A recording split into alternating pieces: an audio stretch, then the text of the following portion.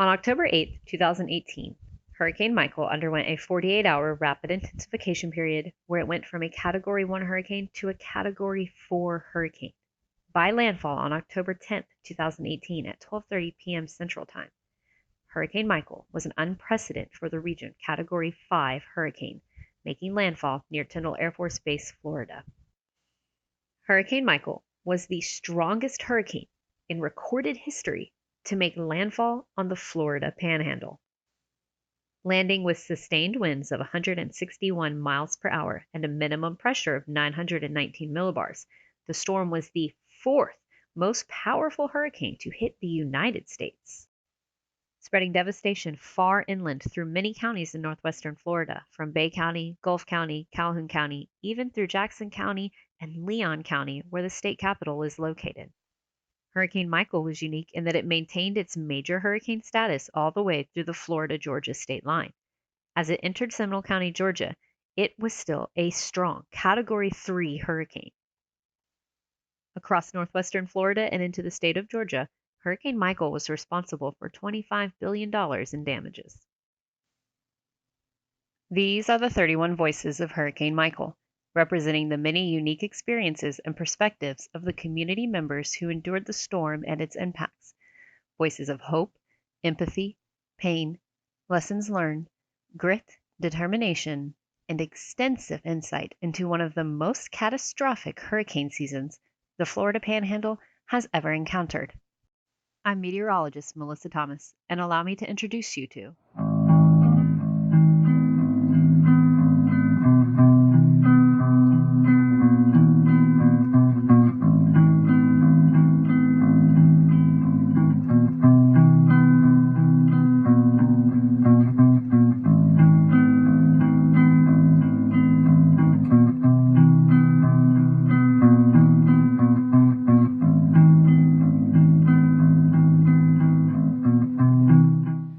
I'm meteorologist Melissa Thomas here with another one of the voices of the Hurricane Michael's Voice Project. Today we have Ms. Teresa Sheffield here today to introduce us to her experience in Panama City pre and post Hurricane Michael and the unique qualities from her professional background that she got to bring to the experience for herself and her family and friends.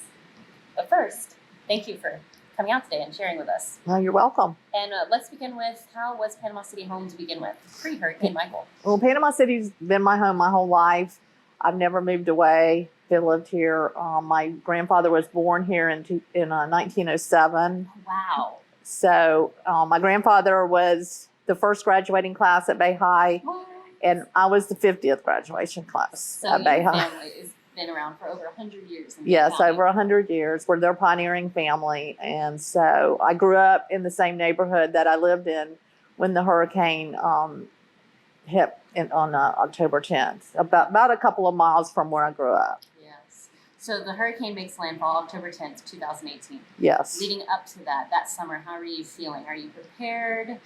Well, living here all that time, that the general prep that you need, some water, non-perishable food items, things like that. We had a generator. We had fuel for the generator. Awesome. We had, the bottled water stacked up and everything. And, our routine through these years, especially when I lived, north of town, I didn't have public water. You had a well, so if you didn't have power, you didn't have water. So doing laundry, do all your laundry, do the dishes, get everything cleaned up, so that because you're going to go days without power and you want everything that you can do. You know what? I really want to highlight that, because that is something on the preparedness front that has not actually been brought attention to, is doing all of your laundry, getting everything cleaned pre-landfall, so that you can last that cleanliness out a little bit longer. Yes, because you're not going to have the tools that you need to do, the water, the power, anything to. Yeah, that's awesome. I'm glad you bring that to the table. Awesome. Yes, and especially, when I was raising 3 children, I had a lot of laundry to do. You just take the whole recovery effort. Just yes. So. Awesome. So the landfall occurs. Are you home? Are you in a shelter? Did you evacuate? We did not evacuate.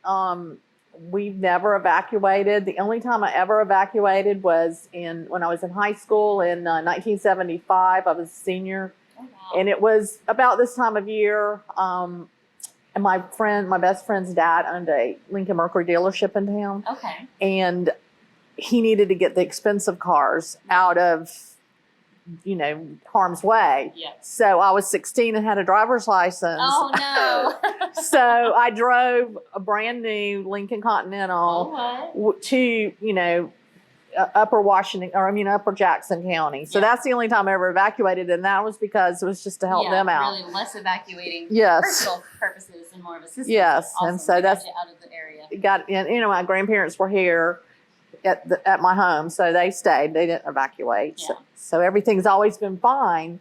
We know what to expect. Go without power. There's going to be a little damage, and You have that comfort of having ridden storms out before. Yes. Yes. Yeah.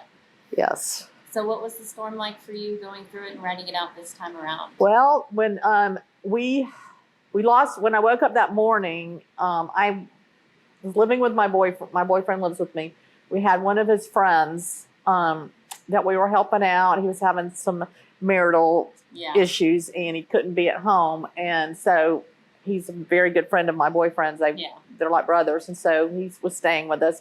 And both of them are retired Army Corps of Engineers. Okay. So they've never really done much on the prep end, but they do the disaster end. I mean, they were there at Andrew, and they've done, after. So they had experience. They had it. Yes. So, Jeff's the one that had the generator, and he brought it over. And so we were all ready. Well, when I woke up that morning, we had no power already. And that was, 9-ish or so. Yeah. Cable had gone out the night before. And then around 10 o'clock, another guy shows up that's a friend of theirs. And he's like, I don't have any place to go. Can I stay here? And we said, well, yeah, I guess so. And he had his dog. So we were, just right, seeing what was happening. We had no really communication, and even at that point, the phones were still working. Yeah. But it got to be a little bit around afternoon, and the first realization that things were not going to be the same as any other hurricane we'd ridden was the ceiling and the wall, the sheetrock tape, that was starting to breathe and go up and down, and the wind. That's not the first time I've heard that. Breathing walls. And so we had sliding glass door there, and you could see the wind just. It was a single pane glass door, like it was going to come in, and so we all got into the small bathroom. So it was me, 3 guys, and a dog. Oh goodness. Oh goodness. And I have a very close friend that I've known my whole life. I mean, we went to church together when we were infants. We grew up half a block from each other. That is so special. And I knew he was at his brother's in St. Andrews, at the condos, one of the penthouse units. And because he lives at the beach, and he thought, well, we'll just come into town and stay with my brother. It'll be fine. And so the last text I sent out was, are y'all okay? We are fixing to lose the roof. Oh, goodness. And the text he sent me back was, Sean is fixing to lose the master bedroom wall. And then communication shut down. It was it. There was no more. And so I was sitting on the tub, and the ceiling just fell on my head. No. Because the roof was gone, the ceilings. So there's no like filling water. The whole thing about filling the bathtub up with water. Yeah. That didn't work. There were spices flying from the kitchen into the bathroom, and because we didn't really know what was going on because we were in that little contained area. Yeah. We didn't have the pressure build up that like our neighbor below us. He was having to hold the bathroom door shut to keep it from busting open because he still had a roof because his ceiling was my floor. And so you're actually on the second floor. Yeah, we were on the second floor. So our roof had gone off in one piece, we learned later. So when there's no roof, the walls fall in. Oh, no. But the one good thing about it, at least it was daylight. Yeah. So we stood in that bathroom for 3.5 to 4 hours. Oh, goodness. Because there was no eye for us. And So finally, when we thought things had stopped and we were kind of peeking out the door, we could see at our doorstep our neighbors, and they were like, come on, let's go to the laundry room. And I didn't even have shoes on, and where any shoes were, the walls were all in. There was a huge live oak outside of our apartment, and one of the limbs, which was huge, was in our living room. The front door it's on top of the front door, and there's nails, and I didn't know where any shoes were. And that girl, who I don't even know what her name was, she said, here, take mine. Aww. And I said, well, you need shoes. And she said, no, I'll be fine. Just take mine. And so they were just some thin flip-flops, but they worked. So we ran out and ran down to the laundry room because it's a cinder block room. Yeah. And that's where the rest of everybody was when we got there. To highlight that, and actually I want to pivot back to something real quick that you brought attention to that I think is an interesting note. Many people that were under the eye did get that little bit of a break so they could kind of assess their surroundings and prepare for the second half. But if you're a community member on the outskirts of that eye, you're just getting the impacts constantly as it moves across the area. And there is no little bit of relief for that person. So I think it's very important that if you're not under the eye, you're going to face impacts for a lot longer of a period without any of that small break. Yeah. Well, when we first got to the laundry room, Jeff went and got the generator. So, because it was beginning to start to get dark. And so he went and got the generator. We plugged in like a table lamp. Somebody found a table lamp wherever it came from, we don't know. And so we had some light down there, but nobody's phones were working. And that was, I think, the most devastating part is you couldn't call and find out how anybody was. They couldn't call you. But we had one girl in the whole complex that had T-Mobile. Yay! And she let us use her phone. And then we could plug in her phone to charge it with the generator. And I was able to call my son, who had evacuated to Gainesville. And he's like, Mom, I've tried to call you 5,000 times. What? And I said, okay, I don't have a phone. This is not my phone. This is my neighbor's phone. So don't call back on it. But I just want to let you know I'm safe. I'm alive. We've lost everything, but we're okay. Well, and then I said, try to call your brothers and let them know because I can't get them because they were at your point, and they had no communication either. So try to call them and let them know I'm okay. I can't get in touch with them. And then I called Luke's son in Tallahassee and left him a voicemail that we were okay.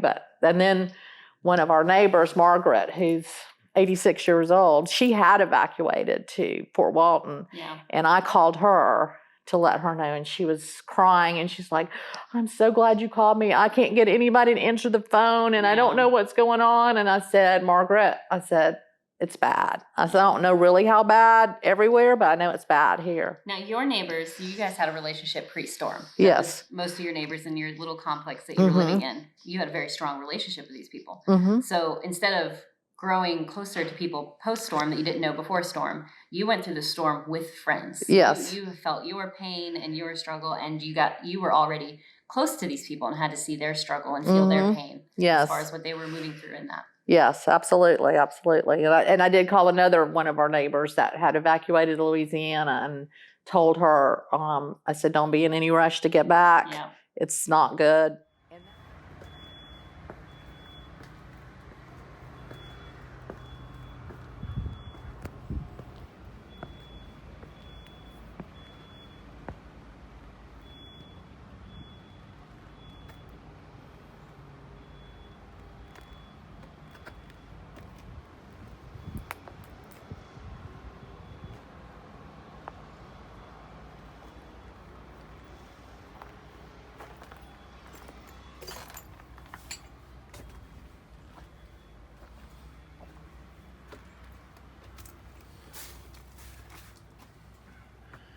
Give me a thumbs up, Luca.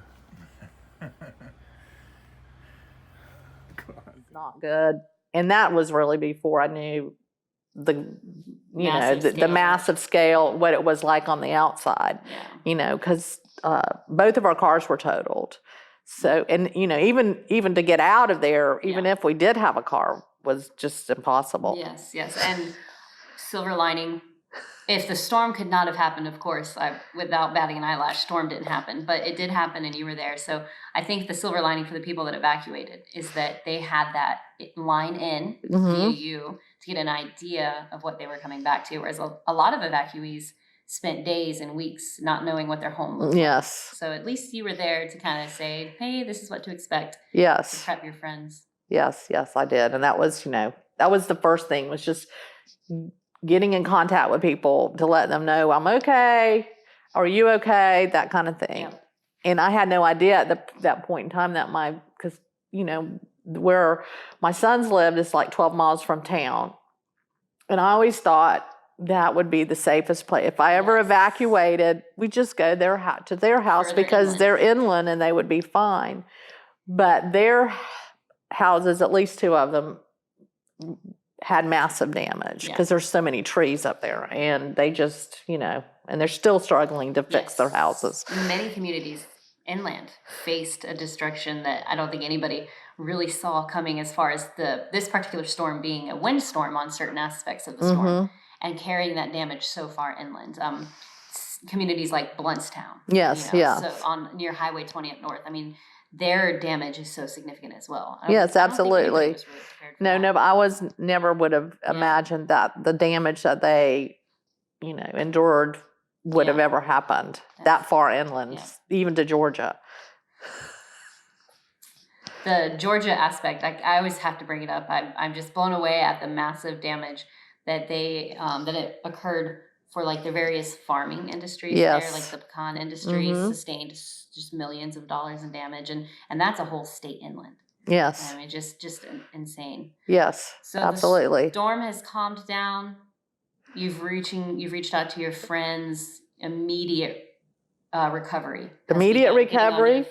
Well, since Luke and Jeff had the, disaster, that's right. experience. Jeff is he's a real organized person. He started doing just like they did in the Corps of Engineers, is he set up a kitchen. So he got the generator, he got a table outside, he found somebody that had a coffee pot, and whoever had whatever we could bring it all, share and do. And we had a grill, and everybody was, our refrigerator was blown open during the storm, so nothing was salvageable out of it. But there were some that had things that we could grill and things to eat. Get cooking before it spoiled. And then we did have, like, the next following day, teams coming around with like MREs and water and things like that. So that helped to know that you weren't, because even if the car worked, there was trees, there was no way to get out. So we had to, we got all that set up, and Jeff and especially got everything going, and as far as that went. And so he's the kind of person that you need to keep busy, or he'll. So I'd say, okay, Jeff, go do this, and go, get the grill going, and you can make us some hamburgers or whatever. And the owners of the apartment complex, the one of it was a sibling group that owned it. And the one lived in town, and he came the next following day, and he did bring us a few things, some water and things like that. But since we were there and no way to get out, we couldn't, and our apartment was totaled. I mean, it was wet. The mattresses were, up against the wall. I had just bought a brand new sofa at Sam's Sunday. You did. Sunday, and Wednesday it's destroyed. But underneath us, Bobby, even though some things were a little damp, we ended up staying there for 2 nights. I slept in his recliner. Luke slept on his love seat. I think Jeff slept on the sofa. Stevie, the other guy, he got his truck out and he left. So he was, I don't know where he ended up, but so you had a place to stay. That was relatively close. Yeah, it was our actual, downstairs neighbors. So then I was just thinking in my head, what are we going to do? How are we going to get out of here? And my friend Cyril, the one that was in St. Andrews, he immediately on the next morning, because it was a bright, sunny, beautiful day, he parked as close as he could get, which was 2 blocks away, and ran to our apartments to see if I was okay, because we couldn't communicate. And that was a very emotional, thank you, God, you're alive. And, but then in my head, I was thinking, what are we going to do? Where are we going to go? He's a realtor. And I'm like, okay, you have got to help me find a place to stay at, see if there's a condo. At that point in time, we didn't really know about how the FEMA was going to work. We didn't have renter's insurance. But FEMA did us okay. I mean, they gave us enough that we could, and then he arranged it where we could, we rented a condo, for $1,100 a month for November and December. That includes everything. So, but the immediate after, we have a friend that lives almost to Chipley. He's still in Bay County, but he was out of town, and I couldn't get up with him using my neighbor's phone, but I could get up with one of his neighbors, and I told her, I said, if you can get up with Robin, please tell him I found a way to get up to his house. And we're going to use his truck.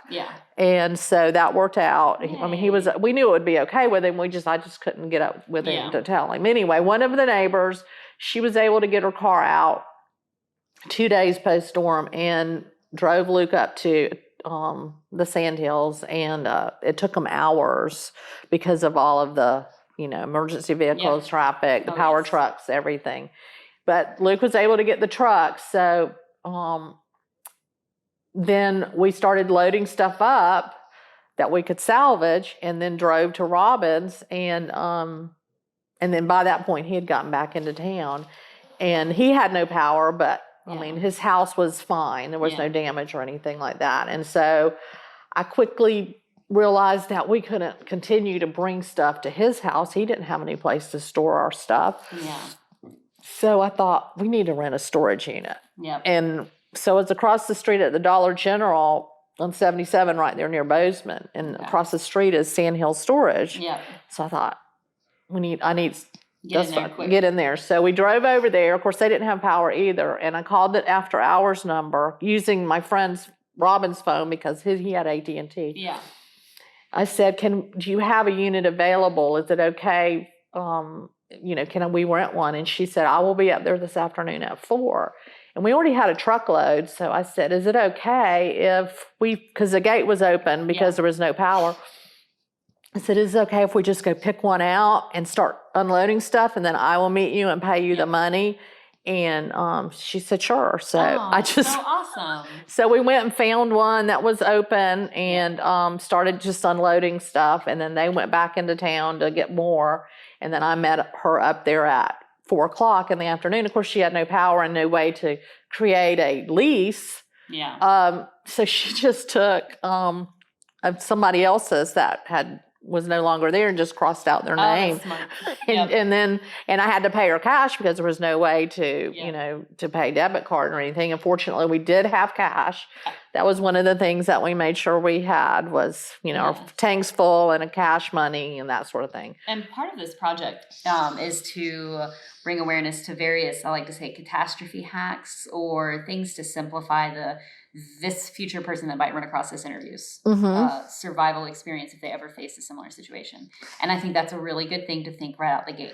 If you find yourself in a situation where on a disaster of this scale, the community has been hurt, you might want to think immediately storage unit because it's going to fill up really quick. And it did. Spot to get your stuff and I was so grateful that occurred to me that, we're just going to have to do it. So that's something great that we can share to the project is right out the gate, think about storage, think about securing a spot because that will be limited. And that was something I never thought of in the past was the need for a storage unit. But we were able to do that. I, in fact, still have the storage unit. One of my very good friends, she's a court reporter and she's the office just right down the street here, and it was heavily damaged. And she needed to be out by the end of December for them to start working on it. But she couldn't find a storage unit any closer than Pensacola or Dothan. And I said, well, we are getting ready to move into another house, and I'm going to have everything out of my storage unit by the end of December so I don't have to pay January. I said, you can just have mine. So then she said, well, don't change the name because they probably have a waiting list. So how we've worked it out, and I still have a few things in there, and she put all of her office things in there. is she just gives me the money and I just pay it. Oh, So. that's so nice of you. That's so sweet. So that was one thing good. I mean, it's just people helping each other, come up with ways to do it. And she said, I should have called you to start with. Well, speaking of that, so when I typically started this project asking the question of what did the next few weeks look like, and then what did the next few months look like? But progress was so slow recovery-wise that essentially the answer to that question, both those questions, is the same. So on that front, so when you're getting stabilized, you're setting up a foundation for recovery long term. When are you starting to feel more grounded? At what point in the process? I think probably when we were able to find the place that we live in now, through another long-term friend. She called me when we were at the condo, and I knew that January 2nd was it. We were going to have to find another place. And that was really, when we first were there, that was before you realized how the prices were going to go up and those kind of things. And I was, already thinking in my head, we might not be able to stay here. We might have to go to Pensacola or Tallahassee, and already looking at places there. And my friend calls me at the end of November, and her granddaughter was moving out of a house because she and her husband were buying a hurricane damaged house. And so they wanted to be out in December. And she said, do you want it? And she said, they haven't told their landlords they're moving yet. And I said, yes. Start lining you up. Yes, I want it. And so we rode over there and looked at it. And because I've known her granddaughter, Chloe, since she was born. So I drove over there and we looked at it and we said, yeah, it's small, but it's nice. And she said they were only charging $750 a month.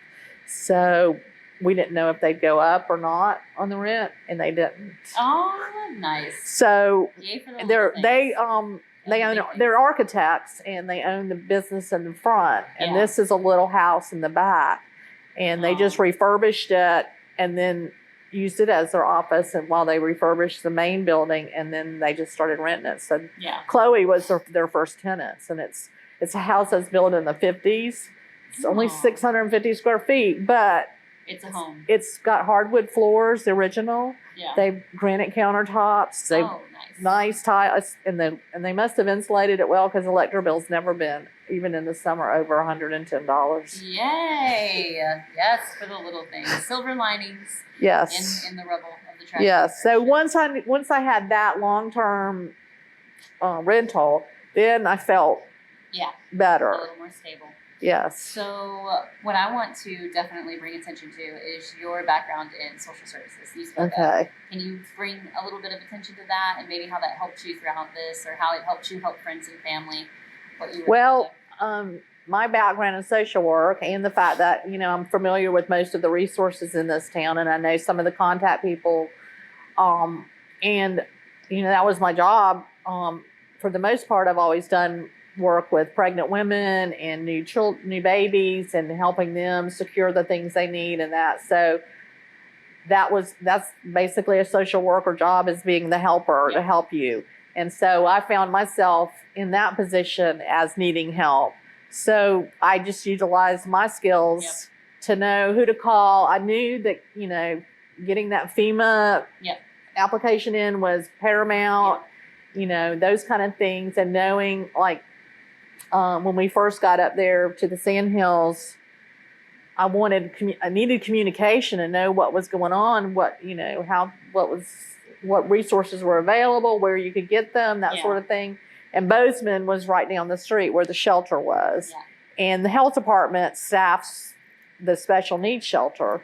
And I used to work at the health department, so I know all of them. So I went up there just seeking, what resources were available. I picked up some water, had a newspaper, that sort of thing, and just the ball rolling. And I felt like Luke and Jeff were moving stuff out of the apartment, what they could salvage, and I was sitting down, and I guess I did have some kind of limited communication, and I said, I know it looks like I'm not doing anything. I'm just sitting on my butt. Oh, no. But I said, I am working hard to figure out how we can get out of this situation and remedy where we... And most people don't realize how very intricate the bureaucracy behind assistance is. I mean, the deadlines.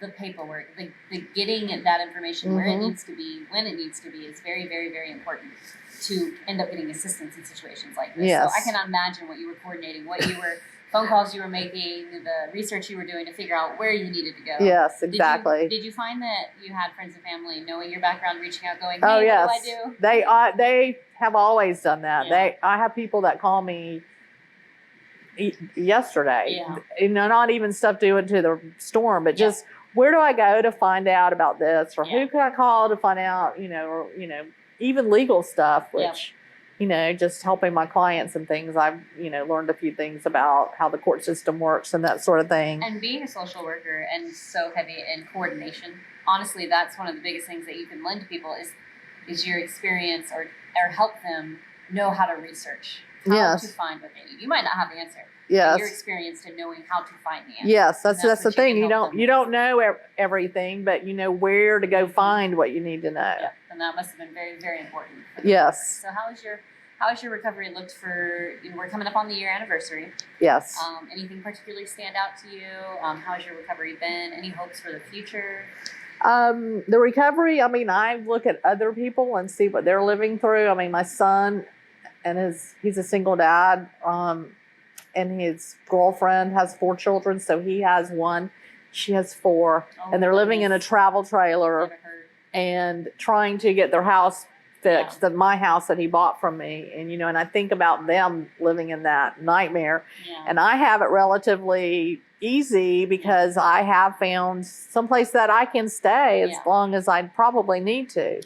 And for the rebuild purposes, it's going to take community members like yourself getting on your feet Yes. in order to help everyone else get on their feet. Yes. So that's good. I think with the rebuild, having you a part of our home, it's going to be absolutely like an asset. Yes, So absolutely. you Yes. have to help yourself to help everyone else. Yeah, absolutely. You have to be stable yourself so that you can help others and figure out what to do, How are your neighbors doing? Are most of them faring? Most of them are okay. We We stayed in touch. Several of them have moved over to Landmark. So there's like 4 of them that live in that complex. And actually we had the Margaret, that's 86. She just got married to a 92-year-old man. I love that. And so I want to have the La Villa girls over for wine and cheese. And so we, whichever ones went, we all went, and it was kind of like we hadn't seen each other in a while. So it was nice. Pre-storm, you were close. Yes. Post-storm brought you even closer. Yeah, we all still keep up with each other as far as, like helping each other out, as finding, and they are rebuilding La Villa, which really shocked me because I didn't think it would be possible. Yeah. Somebody purchased it and they're rebuilding. Of course, the rents are going to be significantly higher, and I'm going to put my name on the list, but we'll just see whether. Opportunities out there. Yeah, because I would like to be back in the Cove, but. Well, thank you so much for coming out and speaking with us today. You are now officially a Hurricane Michael's voice. Okay. And you brought some interesting highlights, I think, that are really, really going to be contribute so much to the overall comprehensive discussion of the storm. Yes. Going through it as a community member. And I think anybody that comes across this interview that is going through anything similar for their own communities in the future, really appreciate what you brought today. This is for them to consider. Very thank you. Stuff. Yeah, I want to, do anything I can to bring awareness to, the people outside of our area to realize that, we're not Panama City Beach. No. They're okay. We're not. Yeah. And up on the year anniversary, many community members are still putting themselves together. Yes. We're still only a year into a few years long worth of recovery. Absolutely. Yes. Well, still see the historic buildings that I've grown up seeing my whole life being demolished is very difficult. When down the street here, the La Royale and the Fiesta, to watch, those buildings I've seen my whole life, and they're just a pile of rubble. And some things you can quantify as far as that cost that much damage, but there are some things you can't quantify, like feeling the personality that was taken away from certain parts of the area with that demolished aspect. I mean, it's something that we're still going through, swimming through, working through, driving Absolutely. through. And you're right, Panama City Beach, it's like the bridge was the divider between Yes. damage.